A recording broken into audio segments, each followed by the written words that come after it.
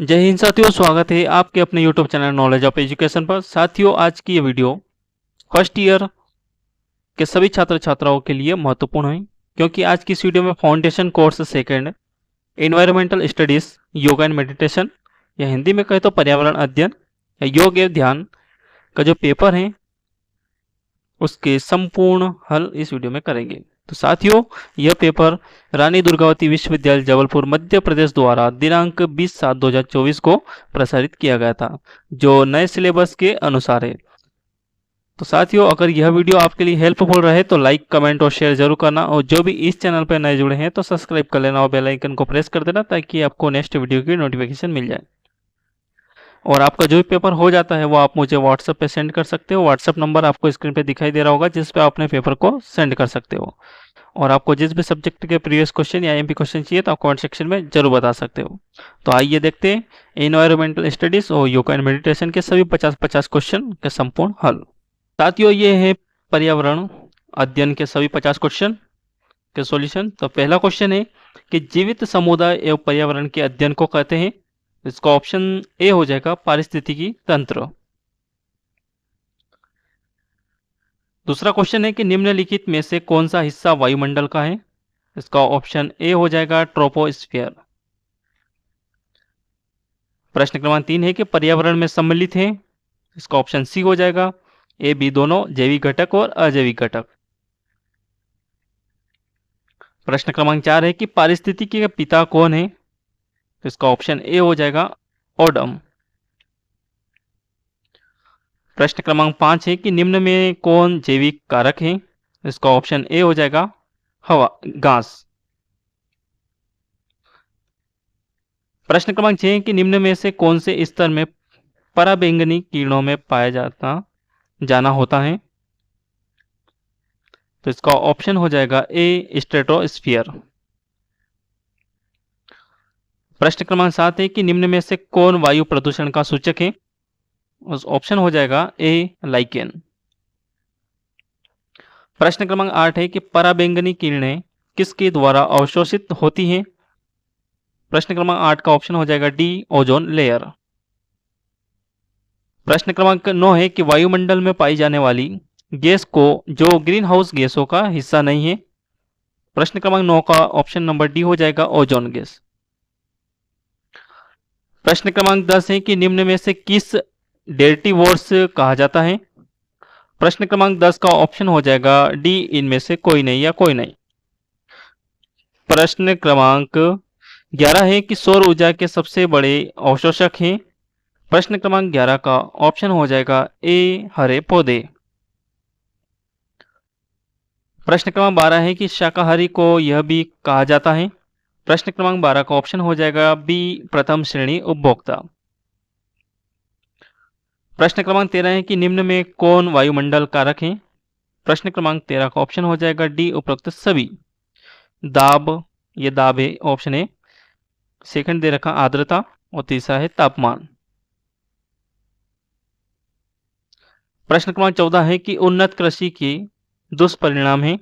प्रश्न क्रमांक 14 का ऑप्शन हो जाएगा डी उपरोक्त सभी। जल प्रदूषण, भूमि प्रदूषण, ग्रीन हाउस गैस। प्रश्न क्रमांक 15 है कि झील का द्वितीय पोषक स्तर होता है। प्रश्न क्रमांक 15 का ऑप्शन हो जाएगा बी जूप्लेक्टोन। प्रश्न क्रमांक 16 है कि वह क्षेत्र जहां ताजा जल व समुद्री जल मिलते हैं कहलाते हैं। प्रश्न क्रमांक 16 का ऑप्शन डी हो जाएगा एस्चुराइन। प्रश्न क्रमांक 17 है कि निम्न में जीवाश्म ईंधन है। प्रश्न क्रमांक 17 का ऑप्शन नंबर डी हो जाएगा उपरोक्त सभी। तेल, कोयला, प्राकृतिक गैस।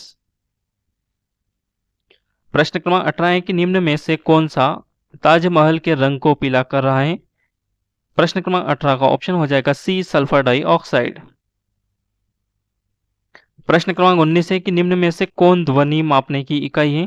प्रश्न क्रमांक 19 का ऑप्शन ए हो जाएगा डेसिबल। प्रश्न क्रमांक 20 है कि पौधे अवशेष का सही उपयोग है। प्रश्न क्रमांक 20 का ऑप्शन हो जाएगा बी खाद बनाना। प्रश्न क्रमांक 21 है कि घास के मैदान के लिए कैसी वर्षा चाहिए। प्रश्न क्रमांक 21 का ऑप्शन हो जाएगा सी मध्यम वर्षा। प्रश्न क्रमांक 22 है कि निम्न में से कौन पुनर्उत्पादित ऊर्जा का स्रोत है। प्रश्न क्रमांक 22 का ऑप्शन हो जाएगा ए सूर्य प्रकाश। प्रश्न क्रमांक 23 है कि उपलब्धता के आधार पर प्राकृतिक संसाधन के प्रकार होते हैं। प्रश्न क्रमांक 23 का ऑप्शन हो जाएगा बी 2। प्रश्न क्रमांक 24 है कि सतही ओजोन का उत्पादन होता है।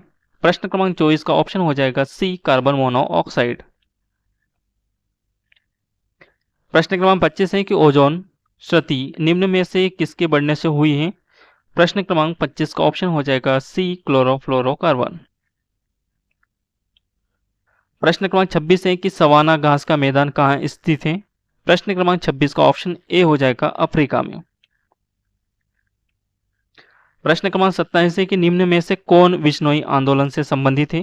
प्रश्न क्रमांक 27 का ऑप्शन ए हो जाएगा अमृता देवी। प्रश्न क्रमांक 28 है कि टिहरी बांध विवाद किस सन में हुआ है। प्रश्न क्रमांक 28 का ऑप्शन हो जाएगा सी 1980 में। प्रश्न क्रमांक 29 है कि भारत में पर्यावरण संरक्षण अधिनियम कब से प्रभावित है। प्रश्न क्रमांक 29 का ऑप्शन हो जाएगा बी 1986। प्रश्न क्रमांक 30 है कि निम्न में से कौन मानव स्वास्थ्य को प्रभावित करता है। प्रश्न क्रमांक 30 का ऑप्शन हो जाएगा बी पेस्टिसाइड का उपयोग। प्रश्न क्रमांक 31 है कि वन्य जीव संरक्षण अधिनियम में कितने अध्याय हैं। प्रश्न क्रमांक 31 ऑप्शन हो जाएगा डी 8। प्रश्न क्रमांक 32 है कि विश्व में महिलाओं की संख्या लगभग है। प्रश्न क्रमांक 32 का ऑप्शन बी हो जाएगा 1/2। प्रश्न क्रमांक 33 है कि प्रश्न क्रमांक 33 है कि वायु प्रदूषण अधिनियम में कितने अध्याय हैं। प्रश्न क्रमांक 33 का ऑप्शन हो जाएगा डी 7। प्रश्न क्रमांक 34 है कि केंद्रीय प्रदूषण नियंत्रण बोर्ड का स्थापना वर्ष है। प्रश्न क्रमांक 34 का ऑप्शन हो जाएगा ए 1974। प्रश्न क्रमांक 35 है कि किस सम्मेलन में ओजोन संरक्षण को सम्मिलित किया गया है।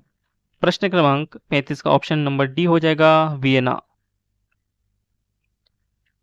प्रश्न क्रमांक 36 है कि भारत में गंगा एक्शन प्लान कब से लागू हुआ है। प्रश्न क्रमांक 36 का ऑप्शन हो जाएगा ए 1985 में। प्रश्न क्रमांक 37 है कि एनआरसीपी का पूरा नाम क्या है।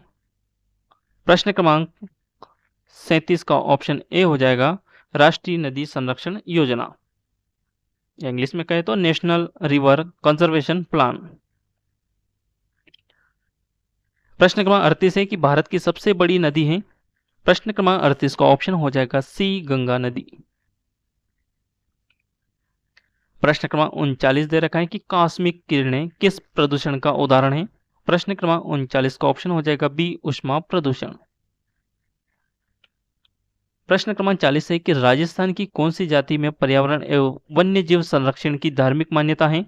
प्रश्न क्रमांक 40 का ऑप्शन हो जाएगा ए विश्नोई।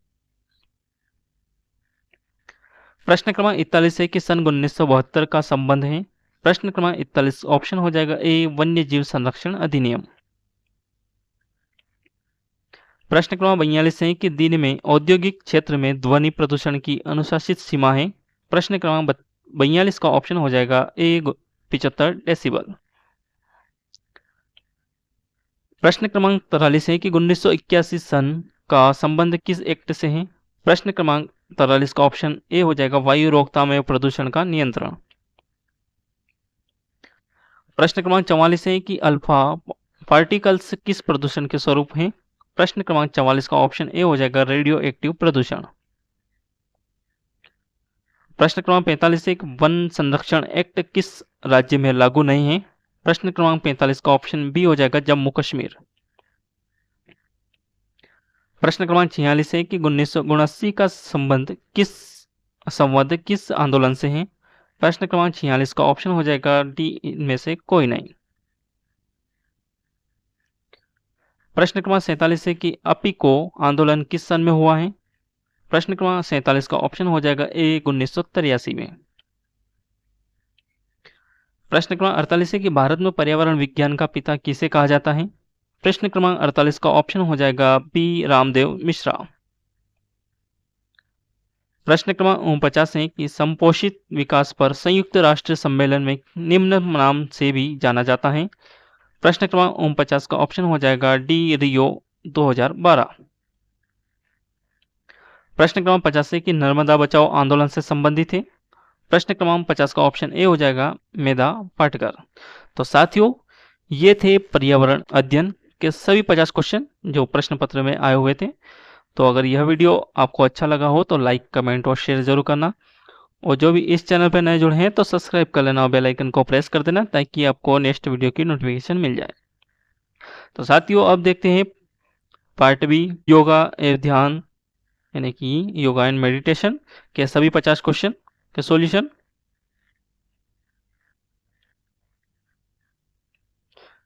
पहला प्रश्न दे रखा है कि संयुक्त राष्ट्र महासंघ ने 21 जून को अंतर्राष्ट्रीय योग दिवस के रूप में कब घोषित किया है। प्रश्न क्रमांक 1 का ऑप्शन हो जाएगा सी 11 दिसंबर 2014।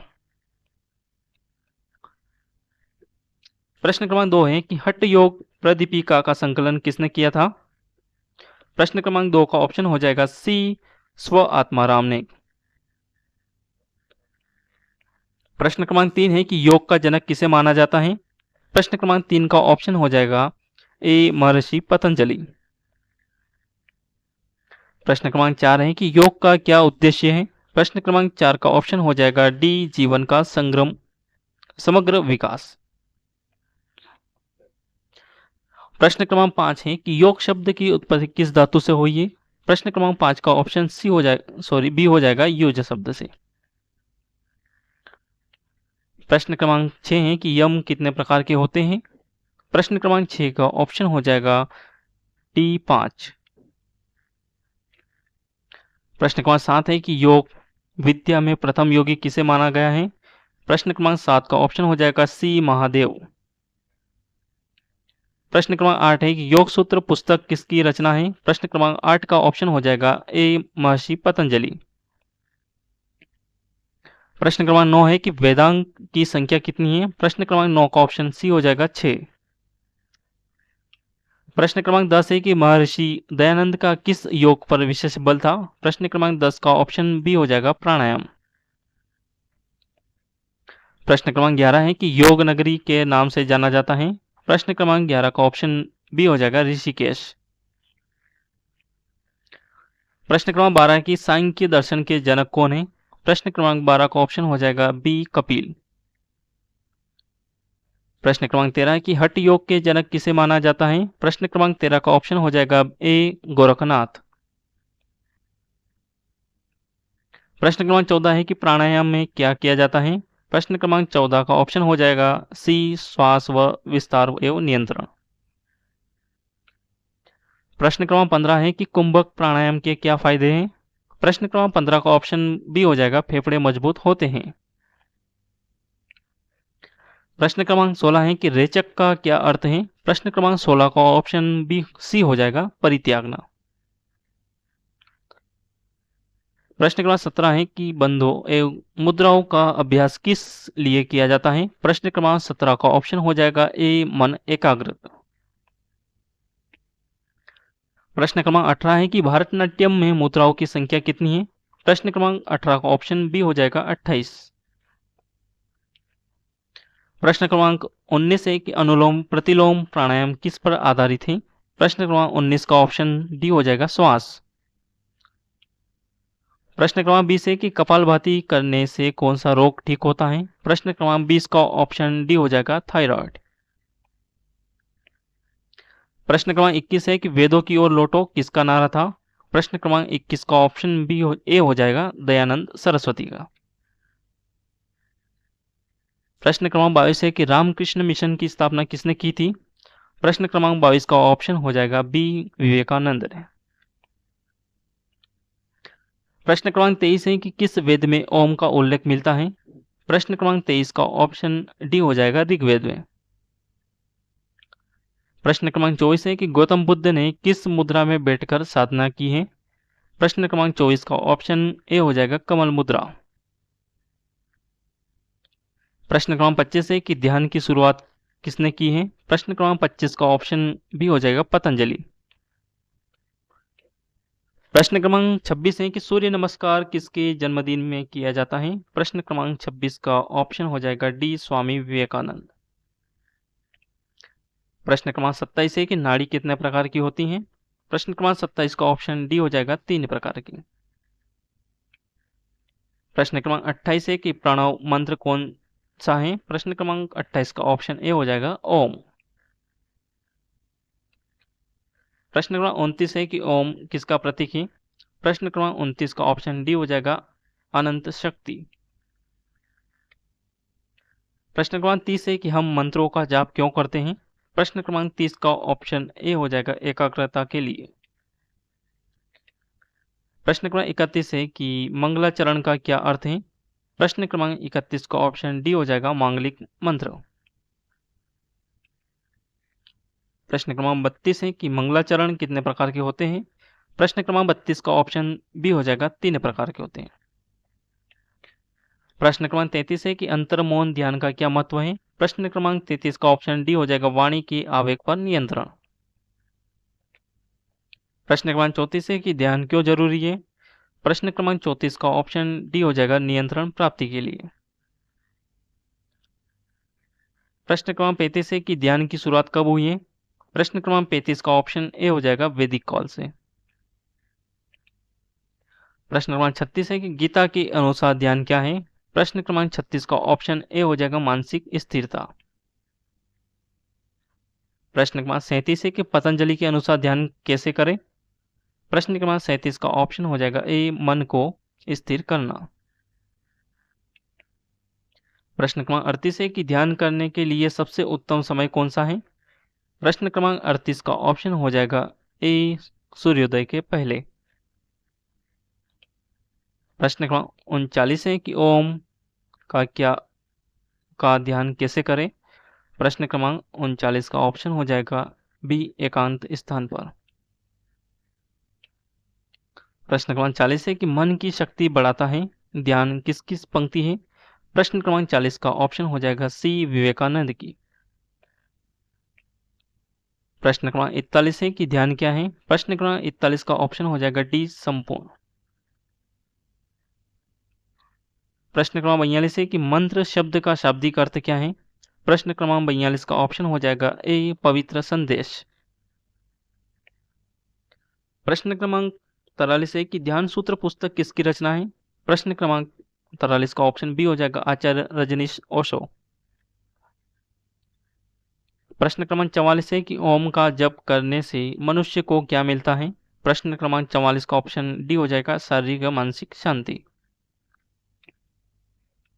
प्रश्न क्रमांक 45 है कि योग परंपरा को विश्व स्तर पर लाने का श्रेय किसे माना जाता है। प्रश्न क्रमांक 45 का ऑप्शन डी हो जाएगा पतंजलि। प्रश्न क्रमांक 46 है कि अंतर्राष्ट्रीय योग दिवस प्रतिवर्ष मनाया जाता है। प्रश्न क्रमांक 46 का ऑप्शन ए हो जाएगा 21 जून को।